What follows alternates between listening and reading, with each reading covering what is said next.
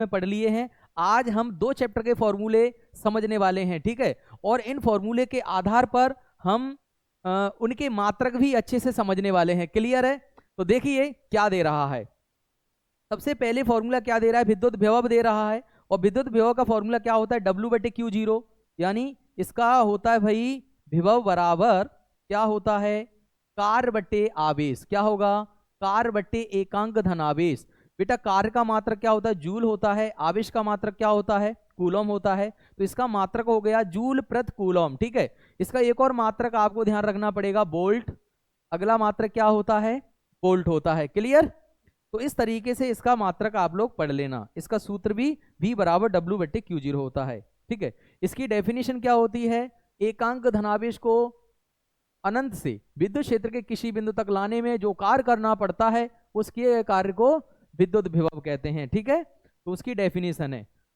अब देखिए आगे अगला फॉर्मूला क्या दे रहा है, विभवांतर। विभवांतर यानी इस शब्द से ही पता चल रहा है विभवों का अंतर, यानी विभवों का अंतर। विद्युत क्षेत्र में स्थित किन्हीं 2 बिंदुओं के विभवों के अंतर को विभवांतर कहते हैं। समझ में आया? यानी देखिए आपको दिख रहा होगा VA माइनस VB W/Q0, सूत्र पूरा वही होता है जो हमने विभव में पढ़ा था, ठीक है। मात्रक पूरा वही होगा, जूल प्रति कूलम या फिर वोल्ट, सेम वही रहता है, केवल डेफिनेशन इसकी चेंज हो जाती है। क्लियर? तो आगे हम समझने वाले हैं अगला फॉर्मूला।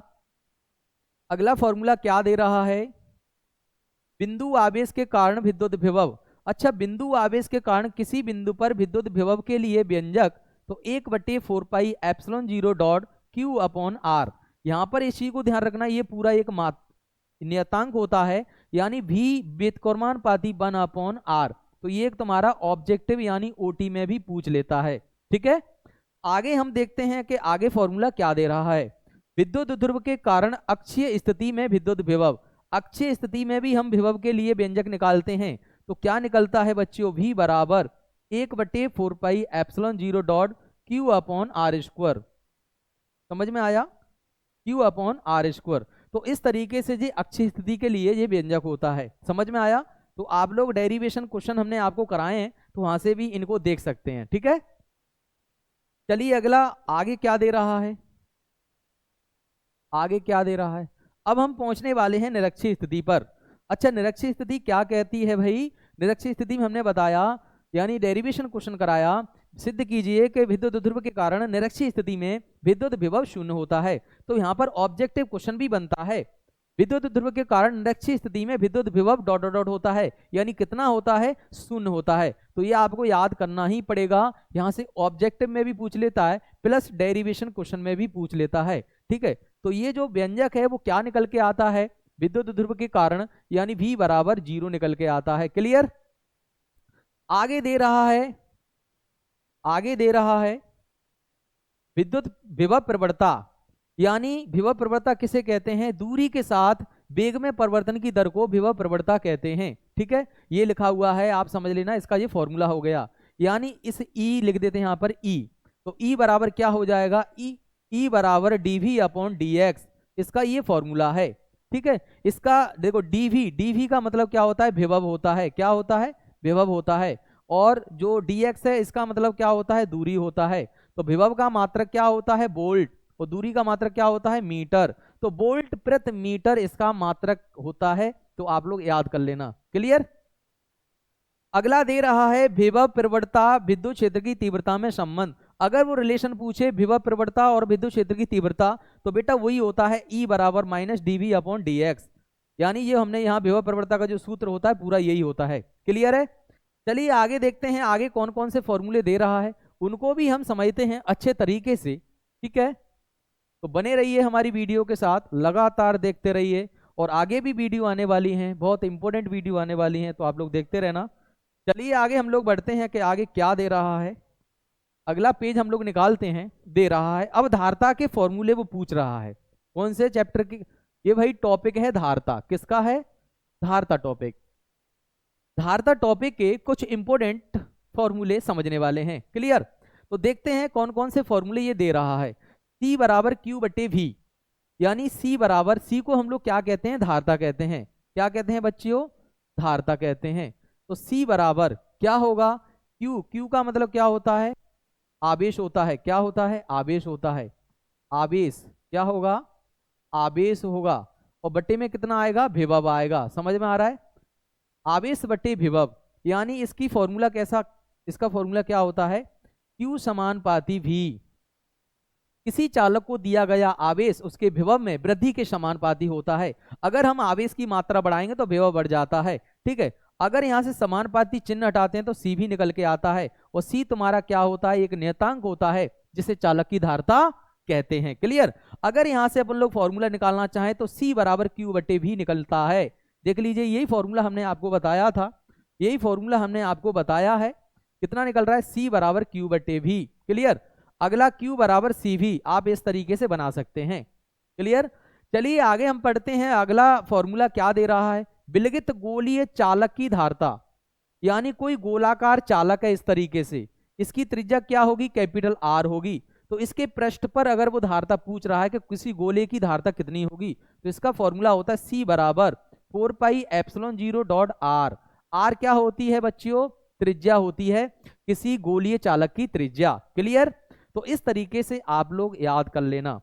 चलो आगे हम लोग बढ़ते हैं, आगे कौन कौन से फॉर्मूले दे रहा है उनको भी अच्छे तरीके से देखने का प्रयास करते हैं और समझने का भी प्रयास करते हैं। चलिए चलते हैं आगे और बढ़ते हैं आगे और देखते हैं कौन सा फॉर्मूला आने वाला है। चलिए आगे भाई, इंपॉर्टेंट फॉर्मूला है, यहाँ से न्यूमेरिकल क्वेश्चन भी पूछ लेता है इस फॉर्मूले के आधार पर, तो फॉर्मूला बहुत जरूरी है। अगर आपको न्यूमेरिकल क्वेश्चन को अच्छे से करना है तो फॉर्मूले भी अच्छे से कर लीजिए, तभी आप न्यूमेरिकल क्वेश्चन अच्छे से कर पाएंगे। ठीक है, तो देखते हैं, आवेशित चालक की स्थितिज ऊर्जा या किसी चालक में संचित ऊर्जा या किसी संधारित्र में संचित ऊर्जा के लिए जो व्यंजक होता है बच्चियों, वो कौन सा होता है उसको हम समझते हैं। क्या होता है बच्चियों, U बराबर 1/2 QV, क्या होगा, U बराबर 1/2 QV। अगर हमको पता है बच्चियों कि C बराबर Q/V होता है, तो फिर Q बराबर क्या होगा, CV होगा। अगर हम इस CV को Q के स्थान पर रख दें तो फिर U बराबर 1/2, यहाँ CV.V जब मल्टीप्लाई कर देते हैं तो फिर 1/2 CV² हो जाता है। तो सूत्र बन जाता है तुम्हारा इसमें से ये वाला, U बराबर 1/2 CV²। जब किसी न्यूमेरिकल में धारता दे रहा हो और विभवांतर यानी विभव दे रहा हो, तो हम लोग क्या करेंगे, ये वाला फॉर्मूला यूज करते हैं। अगर आवेश और विभव दे रहा है तो ये वाला यूज करते हैं। तो वो न्यूमेरिकल को देख के ही फॉर्मूला यूज करना पड़ता है। ठीक है, तो आप लोग इस तरीके से याद कर लेना। क्लियर है। आगे भी कराने वाले हैं कि अगला फॉर्मूला क्या दे रहा है मेरे प्यारे बच्चों, तो इधर देख लीजिए आप लोग, अगले फॉर्मूले की तरफ हम लोग बढ़ने वाले हैं। अगला फॉर्मूला क्या है, समांतर प्लेट संधारित्र की धारता, समांतर प्लेट संधारित्र की धारता यानी C बराबर A∈0 बट्टे में आएगा D, C बराबर A∈0 बट्टे में आएगा D।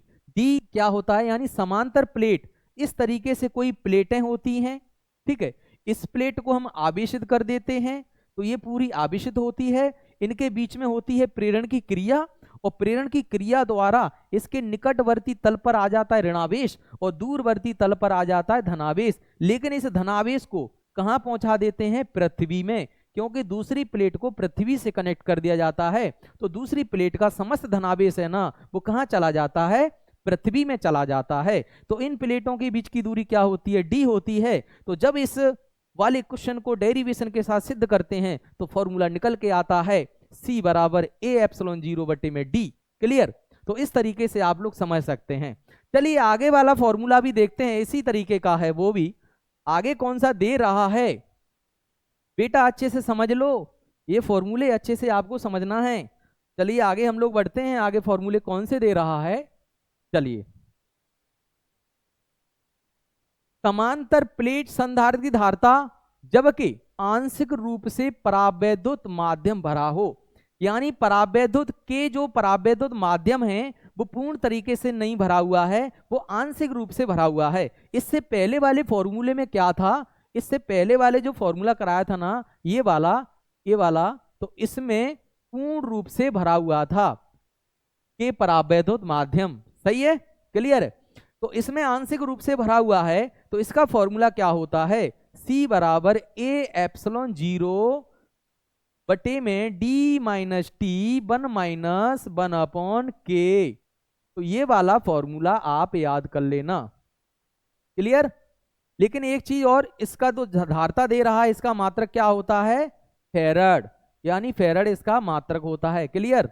यानी C बराबर क्या होता है, Q बटे V, तो इसका मात्रक कूलाम प्रति वोल्ट या फिर फेरड, ये दो मात्रक इसके होते हैं, तो सबसे ज्यादा फेरड यूज होता है, क्लियर है। तो इस तरीके से आप लोग, इसका फेरड मात्रक हो जाएगा फेरड, इस तरीके से आप लोग याद कर लेना, ठीक है। चलिए आगे हम लोग देखते हैं कि आगे कौन सा फॉर्मूला दे रहा है, उसको भी अच्छे तरीके से समझने का प्रयास हम लोग करते हैं, क्या दे रहा है।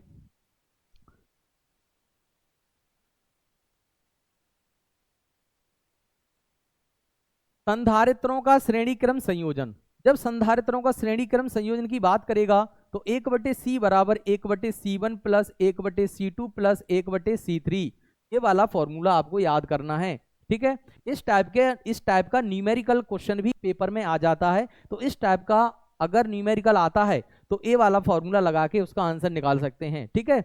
अगला दे रहा है संधारित्रों का समांतर क्रम, संधारित्रों का समांतर क्रम अगर वो पूछता है तो C बराबर C1 plus C2 plus C3, तो इस तरीके से इनको क्या कर देते हैं, जोड़ देते हैं, सभी संधारित्र की धारताओं को जोड़ दिया जाता है। कब जोड़ दिया जाता है, जब समांतर क्रम में आते हैं, ठीक है, उनकी धारताओं को जोड़ देते हैं। तो ये समांतर क्रम का फॉर्मूला होता है, ये श्रेणी क्रम का होता है, क्लियर।